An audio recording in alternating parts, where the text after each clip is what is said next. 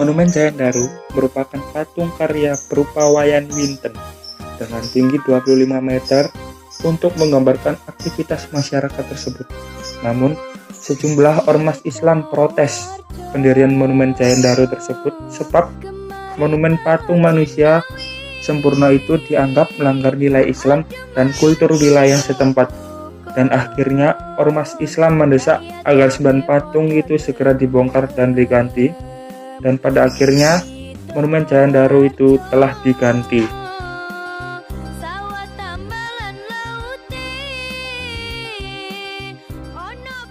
Sekian, terima kasih.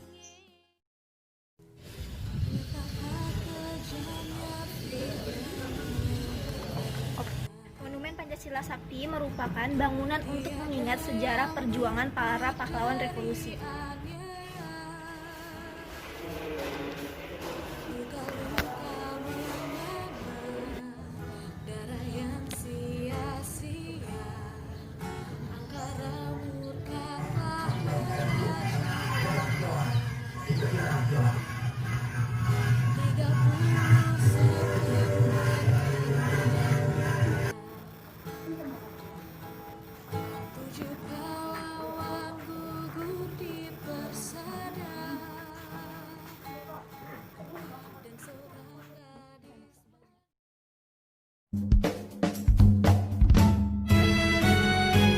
Halo, selamat siang semuanya. Perkenalkan, saya David Situmorang. Pada saat ini saya sudah berada di Istana Sayap Pahlawan yang berada di Provinsi Riau, tepatnya di Kabupaten Pelalawan, Desa Pelalawan. Istana Pelalawan ini dibangun pada masa pemerintahan Sultan Asyaidi Syarif Hasim pada periode 1892 sampai 1930 Masehi.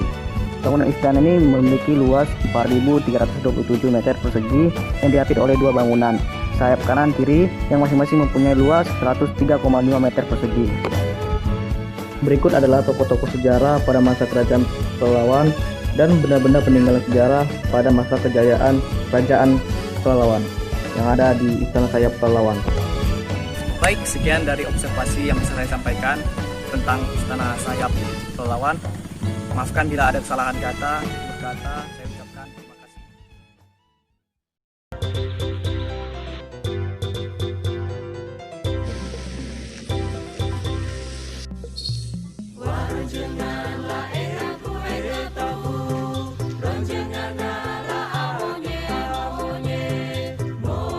Ini berada di Taman Makam Pahlawan Bangkalan yang berada di pusat Bangkalan tersendiri. Dan ini sebagai sejarah perlawanan terhadap Belanda. Dan sejarahnya adalah pada Kerajaan Brawijaya kelima telah tewas di sini. Dan arti kota Bangkalan tersebut adalah telah mati. Dan ini suasana di Makam Pahlawan Bangkalan. Dan arti Bangkalan tersebut adalah terdapat dua suku kata, satu bangkah dan dua laan yang artinya mati sudah. Dan ini daftar-daftar yang dimakamkan di sini.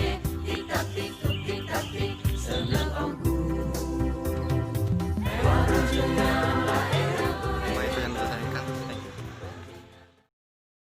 Air ku tidak lupakan,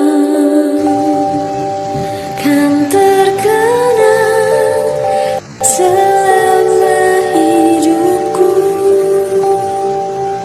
Ia pun sayang. Kehidupan masyarakat Sidoarjo sebagai petani dan nelayan.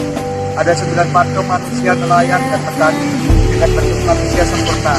Patung tersebut dibangun atas dana CSR perusahaan pengolah hasil laut PT Ikan Laut.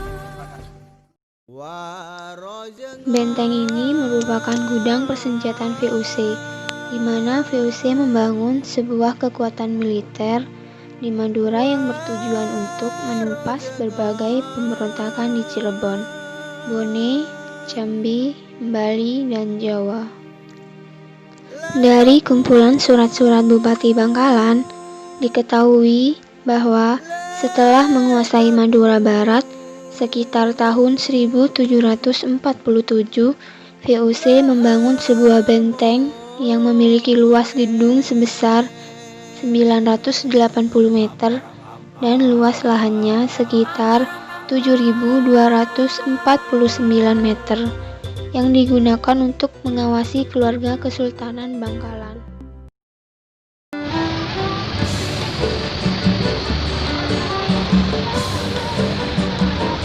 Assalamualaikum warahmatullahi wabarakatuh. Perkenalkan, nama saya Rio Satria Atman saya dari Persib. Sekarang saya berada di Monumen Kapal Selam, salah satu monumen yang paling bersejarah di kota Surabaya.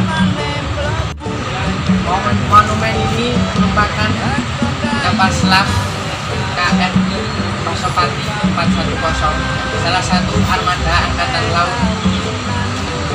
Republik Indonesia yang dibuat oleh Uni Soviet tahun 1952. Dan ini sekarang melewati bagian akhir atau ujung dari kapal selam. Terima kasih atas video saya. Wassalamualaikum warahmatullahi wabarakatuh. Perkenalkan, nama saya Septiani Gageta dari kelompok 1. Di sini saya sedang berada di Desa Bawah Mataluo, tepatnya di Kecamatan Pandayama, Kabupaten Nias Selatan. Desa ini merupakan salah satu desa tertua di Nias Selatan yang telah ditetapkan sebagai warisan budaya UNESCO pada tahun 2009. Desa Bawah Mataluo ini juga disebut sebagai Desa Matahari karena berada di ketinggian 270 meter di atas permukaan laut. Untuk memasuki desa ini harus menaiki 77 anak tangga yang dimana tersusun dari batu-batu alam yang telah ada sejak berabad-abad yang lalu. Terima kasih. Perkenalkan, nama saya Septiani Gageta dari kelompok 1. Di sini saya berada di Desa Bawah Mataluo, tepatnya yang di belakang saya tepatnya adalah lompat batu atau sering disebut Ombo Batu. Ombo Batu ini merupakan ritual pendewasaan pemuda suku Nias yang dimana jika berhasil maka pemuda tersebut dianggap telah dewasa dan dapat bergabung sebagai prajurit perang. Ketinggian dari lompat batu ini ketinggian 2,2 meter dengan lebar 60 cm dan panjang sebesar 90 cm. Hai, saya Farid Safila. Di sini saya akan mengobservasikan suatu tempat atau monumen bersejarah yang berada di Kabupaten Bangkalan. Nah, langsung saja kita menuju ke monumen tersebut.